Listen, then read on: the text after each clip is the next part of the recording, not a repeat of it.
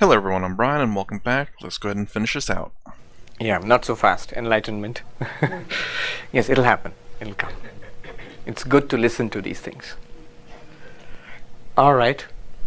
Let's discuss it. Your questions, observations, anything to do with not only just the Mandukya or Om, but also Indian philosophy in general, spirituality in general. I'll see what I can say. Yes. You're using awareness and consciousness as the same. Right. The Sanskrit word, the number of words for that, Chit, Chaitanya, Turiya is one word for that. I'm using it in a general sense. That's why I keep switching between awareness, consciousness, even sentience, because the English words are ambiguous. That's why I tend to use a number of words for what I mean. I mean something very specific. It's there. It's very real. It's now. It's here. It's you. There's no doubt about it. But I'm using different words to point to it. Yeah. Many ways to describe one thing, but I guess it kind of gets confusing when you translate it and then these different words to describe this one thing sometimes means different things. But I get it though, like if there's not a one-to-one translation, you kind of have to give a definition that kind of points towards it. I get that. Consciousness studies is a big thing now. It's interesting. We are at that point in science and civilization in the last 20 years or so. Before that, scientists were not interested. Now they are interested in consciousness. Yes. What about some of the things that they are doing where they're talking about making AIs and using the brain? Yes. There's a lot of discussion going on now. And I have come to know some of the people. I had read their papers and books earlier, but now I see some of the best philosophy departments are in New York, in Manhattan. So, for example, David Chalmers. He is the one who coined the term the hard problem of consciousness. And I was amazed to find him in the New York University. He is the head of the mind-brain consciousness unit there. And there are others. So there's a whole range of views on consciousness right now. But they're seriously discussing it. So one topic which has come up now, because people are interested in AI now, in artificial brains now. So an artificially intelligent machine, a brain, would it be conscious? Would it be conscious in the sense I'm talking about? But that's a little debatable, a little difficult to say. But one thing is very Vedantic there. You could have a machine which is intelligent without being conscious. Clearly showing what Vedanta, again and again, this point it makes, that mind and consciousness are not the same thing. Mind, memory, thinking, intelligence. You could have a machine do all of that. Just like you use a machine as a forklift to lift heavy weights. You don't need a living body to do that. Similarly, you don't even need a living brain to have intelligence. You might even have a machine. Nowadays machines are so intelligent.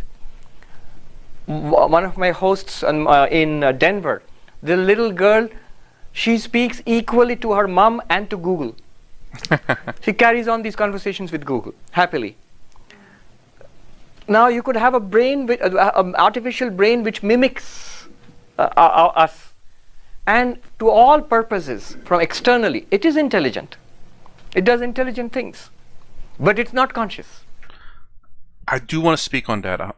No more than if you want a water faucet to be turned on and you ask me and I turned it on, I consciously turned it on. But there's a sensor. You put your hand in front of it and water comes out. There's no consciousness behind it. In California now, they're trying out the Google car, different places. It's already had its first accident also, I think. But anyway, when you are driving and this driverless car pulls up beside you, from a distance, if you see the behavior of the two vehicles, they seem same. But there's a world of difference between the two. What's the difference? In your car, you are there driving. You are having a conscious experience of sight, sound, smell, touch, decision making.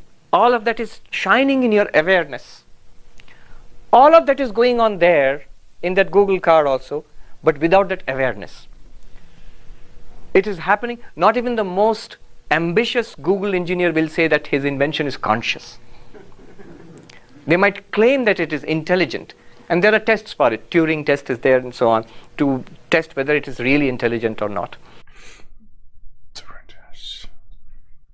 Is that the? I can't remember which one's the test to see if something. The Turing test. Is it the Turing test? I can't remember what test it was, but it's a way to test whether a computer is sentient or not. And I do remember one of the tests being like looking through a window, and if you ask the computer, it's like, what do you see in front of you? I see wood frames. I see glass. I see a window. All those things is what a computer would say, typically. But then what a person would say, I think it's basically, you stand in front of a window, you're looking through the window. A computer will say they see a window, they see glass, they see wood. But a human typically will say, oh, I see the sun, summer, descriptive things, not hard facts. And then whenever a computer says, I see a warm meadow, I see summer, I see joyfulness, I see children, or something like that. Something vague or ambiguous, or something related to what is being shown outside of the mirror, or outside of the window. So something could be intelligent, there could be artificial intelligence without consciousness. What makes... Alright, I'll stop at that. Yes. Okay, so I said I'm going to stop that. Okay. If everything's consciousness, even a rock has consciousness, according to, is it Swami Madanda? I think everything is shown consciousness. I can't quite remember, but I've also heard people say that everything is consciousness, including the rock. It's just that there's no intelligence to it. While a computer can have intelligence, but since everything is consciousness, will the computer be conscious? And this goes back to a Star Trek episode of what does it mean to be alive? And I can't remember what it was. It's a Star Trek episode with Jean-Luc Picard, his number 2, and Data. And it's about, if you Google search it, it's about determining whether Data is considered to be a living being, alive. And there's a few tests that they've done. I mean, it's not a perfect example of it, but it's pretty good. And it's what made me rethink, what does it mean to be alive? What does it mean to be alive? Yeah. So if a computer was smart, intelligent, and it realized, oh no, my battery's running low. What is batteries for us? It's not sleep, it's eating. Is drinking and eating is basically our batteries, or water is our fluids to keep the muscles and everything going. Food is the battery, in a sense that we, well, not the battery, but the energy for the battery, which is the fat. And it's just remarkable. So I'm wondering if I ask him that, it's like, well, you said that an AI will not have consciousness, but if everything's made out of consciousness, if he makes a statement, then would the robot be conscious, technically speaking? Isn't another word for awareness soul, so that intelligent apparatus robot has no soul? Right. And that's the difference? Correct. In fact, the English word soul is ambiguous. In Sanskrit, you have precise words for these things. Why is it ambiguous? In English, when you say soul, look at the way you use the word soul. She is a good soul, meaning that person is kind and generous and nice and polite, which are characteristics of the personality, of the mind. Another way you use the word soul is my immortal soul, where you're talking about what you might call the spiritual soul. In Vedanta, clear distinction is made between physical body, which is called a gross body. Gross not in the sense of being gross, but it can be pretty gross, but in the sense of being physical, which you can see, touch, smell, taste, this thing. Gross body. And inside this, there's something called the subtle body. In Sanskrit, sukshma sharira, subtle body. And beyond that is you, the consciousness. When you are awake in this body, you are consciousness plus subtle body plus this gross body. When you are in dreams, you are consciousness with the subtle body. We are in deep sleep, consciousness enveloped in darkness. There's something else called the causal body. I'm not going into that. So the soul, yes, one sense of the word soul is this. And according to Advaita, what is this soul? What is this, what we call the immortal soul, spirit, whatever we call it? It is awareness. We have it all the time. It's the diamond in the hand of the washerman. That consciousness, it's immortal. What do you mean immortal? The body dies. What was born? The body was born. What ages? The body ages. What gets diseased? The body. Even the mind might get diseased. What dies? The body dies. What transmigrates, from life to life? It's the mind which transmigrates. Consciousness is one and unchanging according to Advaita Vedanta.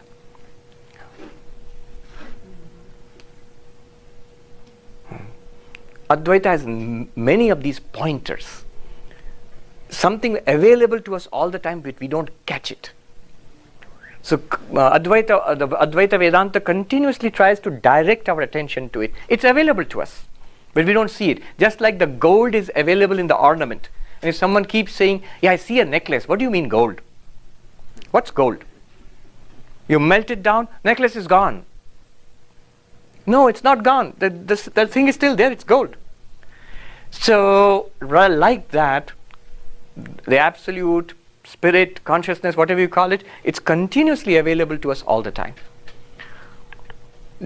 Yes? You talked about the difference between awareness and form. I know people who study the Vedanta and they don't think that the form is important. Right. And I feel the opposite, that both important. What is this experience? According to Vedanta, it is awareness with name and form. I mean, what's the necklace? It's gold with name and form. One more step would be name, form, and utility. In Sanskrit, nama, rupa, vyavahara. So, gold is the reality. Its name is necklace. Its form is like this. And its utility is you put it here. Now, why Vedanta does not give so much importance to form? Why does it make it secondary? There is a reason. The reason is this. Notice what happens when you take the gold and make it into a necklace, melt it down, make it into a bracelet, melt it down, make it into a ring. What keeps changing? Form, name, even the use. What's constant? The gold. In the same way, in our lives, what keeps changing? Our waking life keeps changing. It's full of change. And then the whole waking life goes away. And there's a dream life. That's also full of change. And then the whole thing goes away. And there's the deep sleep. There's no apparent change there.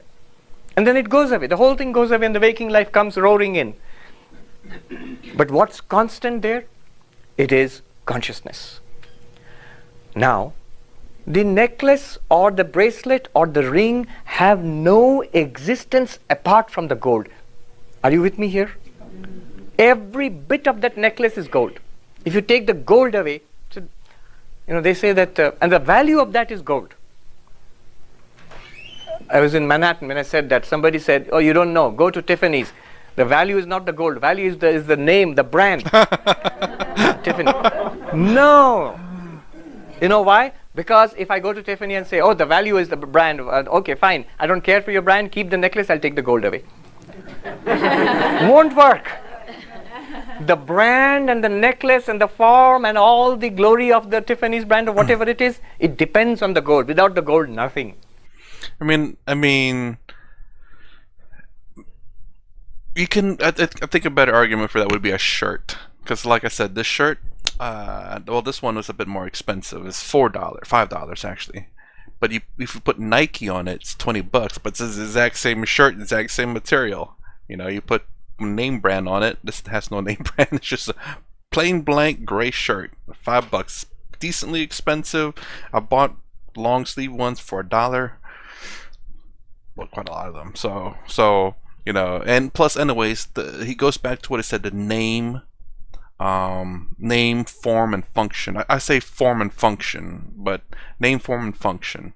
The brand is the name, so it's not necessarily the.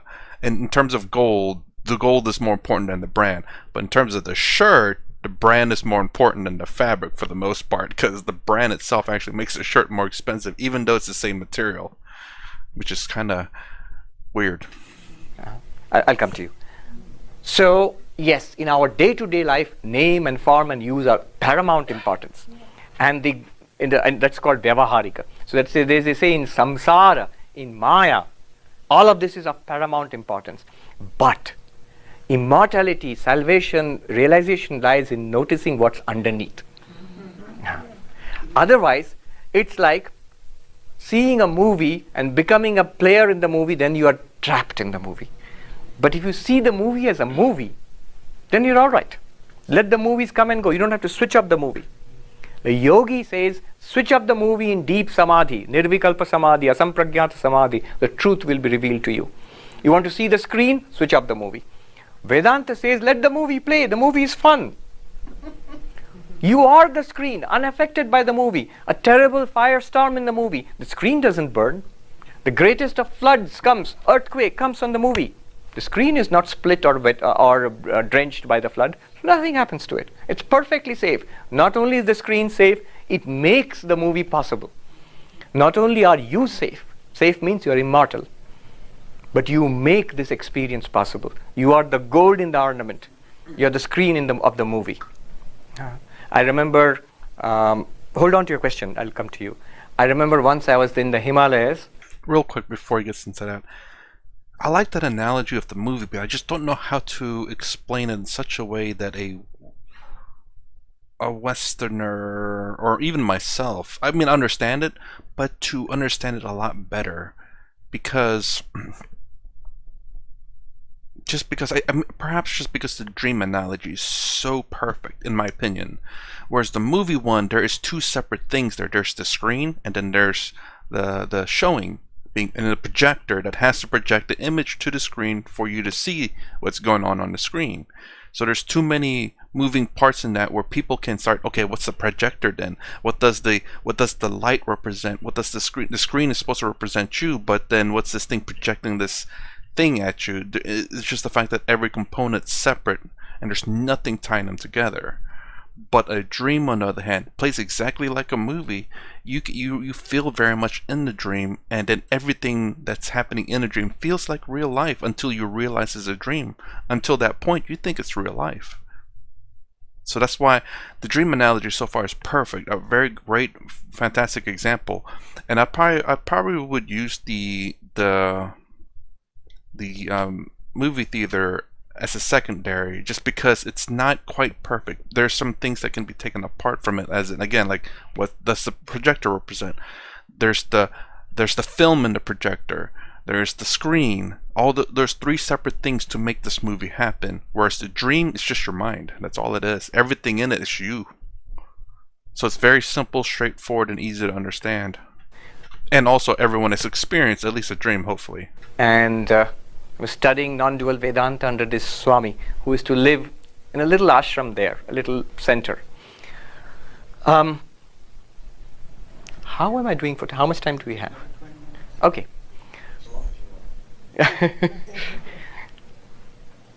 And this Swami, he teaches this kind of philosophy. But he used to meditate in a cave. He used to tell us that the only sin I've ever committed in my life is starting this ashram, this center. I was happier in the cave. But then we would say, but then we all benefit from the center. People can come and meet you because of the center. So he would say to us, he told me a story. Not me personally, but everybody who was there. He had never seen a television. So a television crew came there. That's the origin of the river Ganga. You know, it's holy for Hindus. All Indians, in fact. That's the source.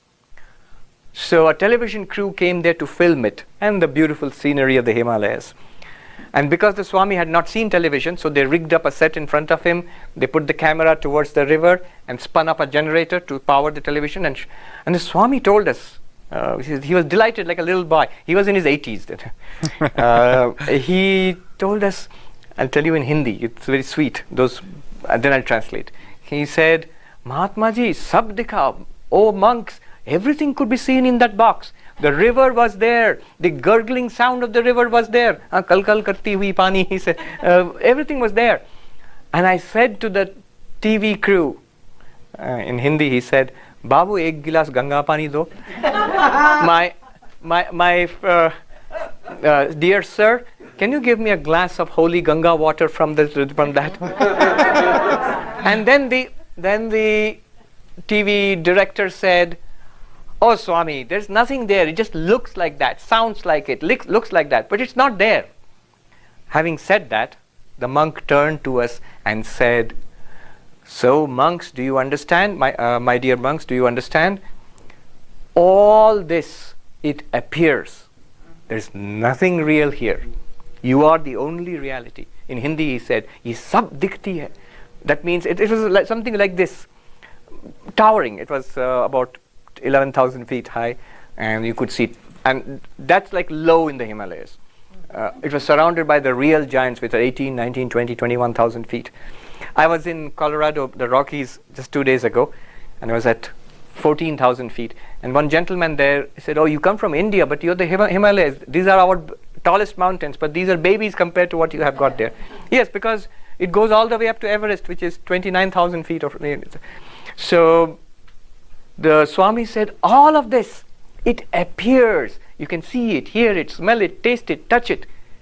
It's not real. What is real? The consciousness in which you are experiencing all of this. That consciousness appears in these 5 modes: hearing, smelling, tasting, touching, seeing. When you talk of the consciousness in... Before she asks that question, the way he talks makes it seem like the way I was trying to explain it on the middle one.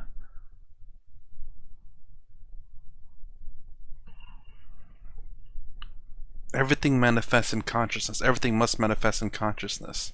Which again, this is the way I derive that is in fact from the mixture between what I thought I understood Advaita Vedanta to my materialistic world. I came this middle ground where the materialistic world does still in fact exist, but in order for me to experience this pen with my touch, my sight, and smell, it must manifest in consciousness. Otherwise, I would not be aware of this at all. But again, it's the fact that when he says everything is consciousness, as in the material, assuming this is the material world, this is consciousness, or the fact that it must manifest in your consciousness for you to be aware of it. Therefore, your awareness of this pen is because of it manifesting in your consciousness, and everything must manifest in your consciousness for you to be aware of it. Therefore, everything is consciousness. The different states, the dream state, the dream state. Yeah. So where's the consciousness in that? And in that state, isn't it possible the body can be harmed? Oh, even if the body is harmed, you are not the body. The body is part of the movie. Our general, our framework, because we have been brought up in this way, our framework is, I am a body in which consciousness is generated.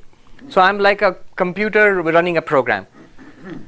But what Vedanta does is, it reverses that. You are consciousness in which a body appears, is used, and it dies and goes away. You are untouched. You need not be afraid. Suppose someone comes and kills the body, you would not be harmed in the least. It's like someone melting the necklace. Necklace is gone. So what? You're the gold. You wear the gold. You are the gold now. Earlier you were a necklace. Now you're a lump of gold. The name has changed. The form has changed. You are exactly the same. There's a beautiful analogy which Vedanta teachers use. It's about the ocean. A little wave races along the Pacific Ocean. It's born there. And it's having a nice time. It has got little wave friends, and some of them are friendly to it, and but then problems come. Some of the waves are mean to it, as little waves will be to others, and some waves are huge, and it feels like I'm nobody compared to that. Look at that, a tsunami wave. My God, I'll never reach that. Jeff Bezos, multi-billionaire, he just crossed into I saw Time magazine. It says he crossed over, first person in history to cross over $100 billion in personal wealth. There's a tsunami wave. I'll never be like that. And then little wave looks at a bubble maybe and says, what a loser. I'm so much bigger than him, or that little thing. And envy and jealousy and friendship and enmity, all of those are there. That's called samsara, wave samsara. But the biggest problem of all comes when the wave sees the shore rushing up, and asks, what's that? He says, that's California.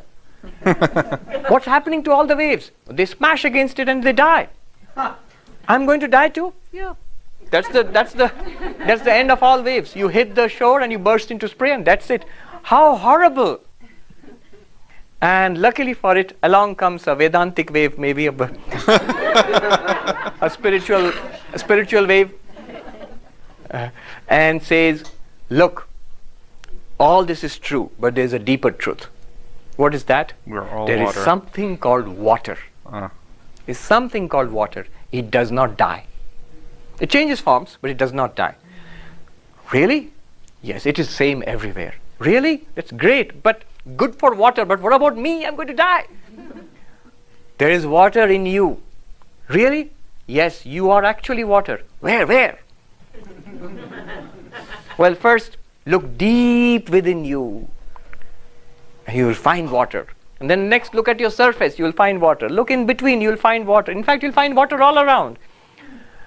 And once you realize that, you will realize that you are water racing towards the shore. When you smash against the shore, you lose the wave form, but you're still water in million drops of spray and foam. You rise up to the sky in vapor, you're still water. You'll come back as rain, you're still water. Right? You are that immortal thing called water. Not only that, another amazing thing happens. The moment somebody's phone is on.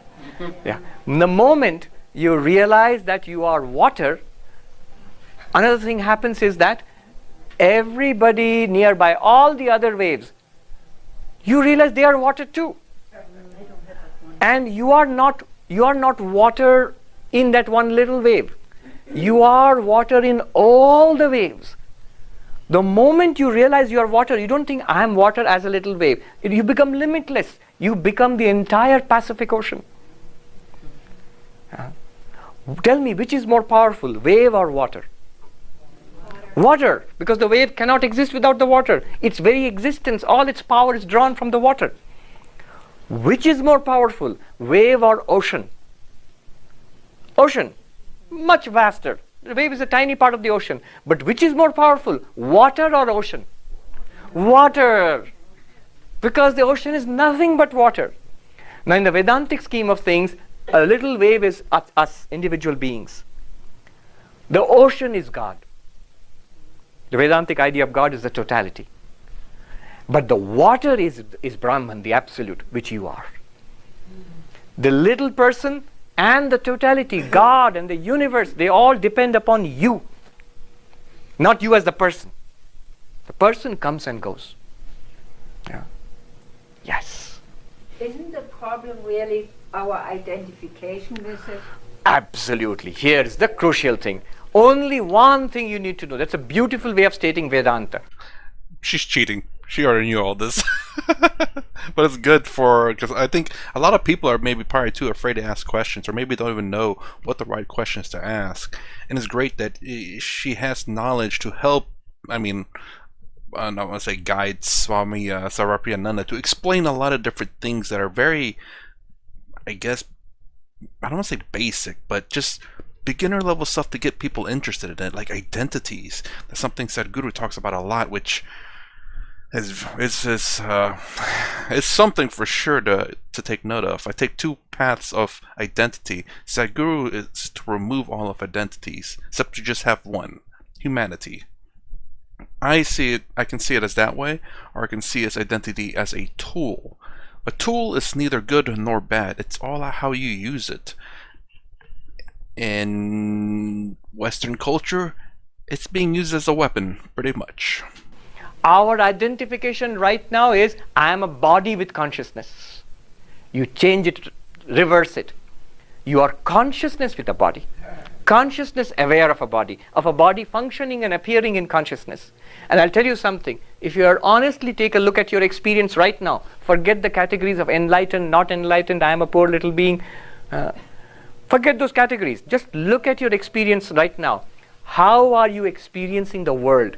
As a body with consciousness, or are you experiencing yourself as a consciousness in which a body appears? Tell me the truth. You tell yourself the truth. Look at your experience right now. Doesn't your body appear in your awareness? If you were the body, then in dreams, you know what would happen? Your experience would be, I am lying on the bed. You could not continue to experience yourself in a dream world, having dream experiences, completely forgetting, without reference to the body of the waking self. Which shows, in principle at least, even a materialist cannot deny this, that a conscious experience can continue without subjective reference to the body. That much, at least, in a very cautious way, I'm putting it. Don't forget your question. Hold on to that. So yes, Advaita Vedanta is, as you said, it's a shifting of the reference of I. Reference of I means words have things they refer to. Cloth is a word. This is the thing. Cloth is the word referring to this thing. Picture is a word referring to that thing. Chair is a word. Thing. Now, I is a word, the vertical I, not this one. The vertical I is a word. It refers to what? The body? That's what we normally think. Mm-hmm. Vedanta says no. It refers to you, the awareness, in which the body also appears and disappears. The body appears every day when you wake up and disappears. And there's a dream body which appears in dreams and disappears, and there's no body which appears in deep sleep. Right? Shift the reference. I does not mean body. I means awareness. And now apply it to every problem that you face in life. You will see every problem is a problem in the world outside, or the problem in the body, or problem in the mind. A waking problem, a dream problem. And the seed of all problems in deep sleep, because it comes back. But there is no problem at all. Disease, death, poverty, unhappiness, misery, depression, no problem at all associated with consciousness as such. Every problem is an object for consciousness, is not in consciousness. It does not belong to consciousness. It comes and goes. Like motes of dust in bright sunlight. They float and disappear. When you realize, when you shift your awareness to the I, when you shift your awareness to the I as consciousness, everything that appears in consciousness you will welcome with a namaste, give it a cup of tea as long as you are there, and when it goes, you will say namaste, goodbye, nice meeting you. Swami, do you want a question? Yes. That was actually a really good explanation. I'm sure he has said that many times before. But again, I don't know when I don't know when exactly he said that. But I'm sure he said some portions of it before. But explaining about how disease, damage to the body, external problems, all are not you. Even mental illness, you could say, is not you. Although that would be a bit of a difficult argument for the as far as I can tell, for America, because right now a lot of people are calling about mental illness and how do you separate the mind from the person, and that's something that I keep thinking about how to explain it in such a way, because because he's so right about how it's so easy to think that it's easy to separate the person from the body, the physical body. That's very easy to do. I need to get a little bit more in frame. Because you can say, oh, if I chop off your finger, did I just remove you? It's like, no, you said it's my finger, you said it's my hand, that's my arm, that's my, is it bicep, tricep, I don't know, shoulder, you know. And then you can even, to some degree, are you the thoughts? Like, no. Are you the mind, the brain? And there's where probably the difficult part, the brain. Because this is my argument. It's the fact that maybe we are in the brain somewhere. The consciousness may be in the brain somewhere. And the only reason, no, there's no way to know for sure. The reason why, because it's something terrible. There's no way to find out without doing something very heinous.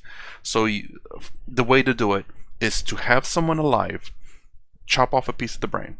Are you still alive? Yes. And then if you can put it back together, that's great. That's fantastic. Or you find some other person, you chop off a different portion of the brain. Are they still alive? And say they're not, they're dead. No more. Then you can say somewhere around that part of the brain, that small section, maybe small section. Maybe that little small section right there. You just chop that little part off, and every single person that you chop off that little tiny piece, they're done for. Again, there's no way to find out for sure, because that is a terrible, no experiment is worth that. There's no way to to find out for sure. Maybe someday electronics may, find that out, because again, they're able to scan the brain, they're able to see activity in the brain. Is it a matter of time? I don't know. Let's continue. This is full of many, maybe perhaps contradictions or confusion, but in this day and age, I see there's a lot of, we talked about AI, and I wonder if we're all one consciousness. We talked about I and I realizing my consciousness, but if we're all one consciousness, can I realize for another their consciousness? I know that there's a story about, I think it was Sharadama saying that if I do it for you, that's enough. Or saying, Right. But the reason I ask this question is based on a movie that's a book and a movie called Ready Player One, where It's about video games? Yeah. it's about the world falling apart based on the visible world falling apart, and they escape into a virtual world and living your life in that virtual world. So I wonder why I shouldn't bring up the Matrix too. That's actually probably a more appropriate question, which is probably I didn't watch it, but yeah, it's a bit more direct though. With Ready Player One, he knows and aware of getting into the world, whereas the Matrix, that's the way they were born. They didn't know anything better. Perhaps maybe it's a different question. my concern is coming out of that, where when does one come to that question that I want to realize? And I'm afraid for those I care about that they won't come to that question. Of course, they have many lives according to us, but to do that. But when can I realize for another, or can I help another? All right. I split your question into three parts. One is, can I realize for another? Second is that the question of, when does one come to this realization? And third is your concern for others. You're afraid for others. First is, can I realize for another, if you are one consciousness? Remember, we are one consciousness, but different in bodies and minds. Those bodies and minds are also in consciousness, but they are not the same. In consciousness, clearly. One way Vedanta works beautifully is if you stick very closely to what you are experiencing. Do we experience one body or many bodies? I'm sorry, I'm going to rewind that. Okay. For another, if you are one consciousness. Remember, we are one consciousness, but different in bodies and minds. Those bodies and minds are also in consciousness, but they are not the same. In consciousness, clearly. One way Vedanta works beautifully is if you stick very closely to what you are experiencing. Do we experience one body or many bodies? Many bodies, clear. Do we experience one mind or many minds? Many minds, clearly. Each mind is unique and different. Now, where is spiritual realization? Is it in the consciousness or in the mind? It's in the mind. That's why when we speak about an enlightened person and a person who is not yet enlightened, where's the difference? If they are one consciousness, they are one consciousness. But the difference is this mind does not understand and that mind understands, has got it. Not understanding in an intellectual way, but actually clarity is there. It's absolutely clear. Daylight for that person. So the difference is in the mind. You may realize it in your own mind, but those around you may not realize it. You can help the other, but your realization is not the realization of another person. Otherwise, when the Buddha becomes enlightened, we would have all become enlightened. When Ramakrishna or Vivekananda or Ramana Maharshi or Christ or anybody becomes enlightened, we are all enlightened then. No, it doesn't work that way. It hasn't. Obviously, it doesn't. Till now, it has not happened that way. But they can help us. The Mandukya Upanishad helps us. The teachings of the great spiritual masters in all religions, they are helping us. In fact, a place like this exists, Sedona, because of that inherited heritage of spiritual knowledge. So that's help. Second, you're afraid for those around you. That's your concern, and that's very good. But remember, ultimately they are safe. They are all ultimately safe.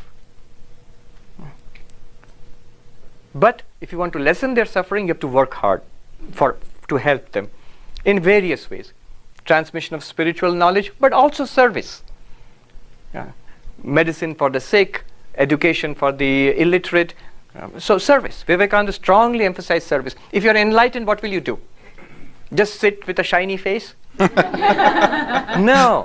When you realize I am the water in all the waves and the spray and the bubbles everywhere, I am that one water. They're all in me. Immediately, that wave, as long as it is there, it lives a life of wavy service. So, yeah. So that's the answer. All right. We are out of time. Thank you very much. Thank you for having me. I enjoyed this session and the beautiful questions too. Oh, well, there you go. Oh, jeez. It's super bright. Let me get off that screen real quick. Okay.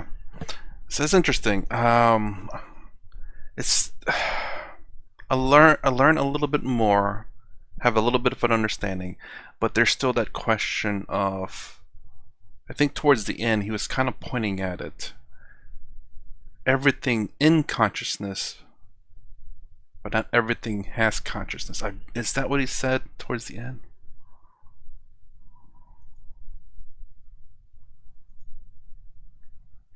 Understanding in an intellectual way, but actually clarity is there. It's absolutely clear. Daylight for that person. So the difference is in the mind. You may realize it in your own mind, but those around you may not realize it. You can help the other, but your realization is not the realization of another person. Otherwise, when the Buddha becomes and third is your concern for others. One way Vedanta works beautifully is if you stick very closely to what you're experiencing. Do we experience one body or many bodies? Many bodies, clear. Do we experience one mind or many minds? Many minds, clearly. Each mind is... I can't remember where it's precisely at, but... Anyways, yeah, it's again with the middle and the last one. Everything is consciousness, as in literally this is consciousness, or is it because I am experiencing it in my consciousness, therefore everything is consciousness? Is this consciousness, or because of my experience is consciousness? Because it has to manifest in my consciousness for me to experience it, therefore if I can experience it, it must manifest my consciousness, therefore it's consciousness. And the sheer fact that it is my consciousness that is being manifested in, and because right now I'm manifesting in your consciousness, so therefore I am you because it's your consciousness. There's where I've gotten a little bit further now in terms of the understanding. It's just now tied between these two. The middle one, and then as far as I understand in terms of Vedanta. Well, anyways, hopefully I didn't confuse anyone. If I did, that's fantastic. Now you have to think harder for things.